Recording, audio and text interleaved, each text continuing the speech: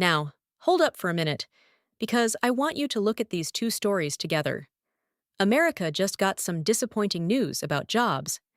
At the same time, Donald Trump is fighting to take his $400 million White House ballroom all the way to the Supreme Court. Now, I'm not saying one has anything to do with the other. It doesn't.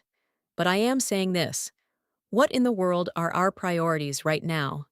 Let's start with the American people. The latest jobs report shows the United States lost 23,000 payroll jobs in July, and unemployment came in at 4.1%. But hold on, because that's not even the whole story. The government also went back and revised the numbers from May and June. And those numbers weren't as good as we were originally told. May and June were revised downward by a combined 103,000 jobs.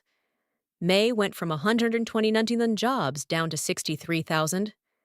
June went from 57,000 down to just 20,000. So now you're telling the American people, not only did we lose jobs in July, but the previous numbers weren't as strong as we thought either. That's something we need to be paying attention to. Now let's go over to the White House. Trump wants this roughly $400 million ballroom, but a federal appeals court has now blocked the project from moving forward without congressional approval. The original judge who stopped the construction was U.S. District Judge Richard Leon, and Judge Leon didn't mince words. He said, "No statute comes close to giving the president the authority he claims to have." Now a federal appeals court has backed up the basic argument that Trump cannot move forward with a project of this magnitude without Congress. And Trump says he's not stopping there. He says he's prepared to take this fight all the way to the United States Supreme Court. And once it gets there, that's where I'm concerned. Trump appointed 3 of the 9 Supreme Court justices, and the court currently has a 6-3 conservative majority. So the question is, what happens when this case gets in front of that Supreme Court?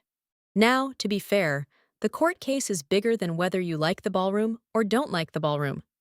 There's a real question here about presidential power and whether an administration can move forward with a project like this without the congressional approval the court says is required. That's for the courts to decide.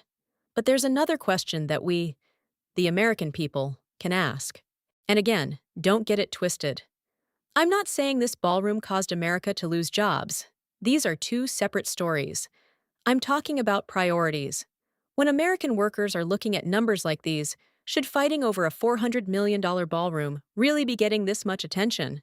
Or should the focus be on the people out here trying to make it every single day?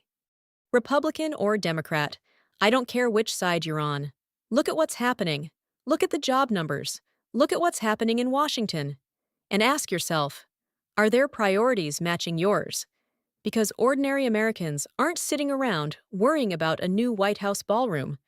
They're worried about their jobs, their families, and their money. What do you think? Let me know in the comments.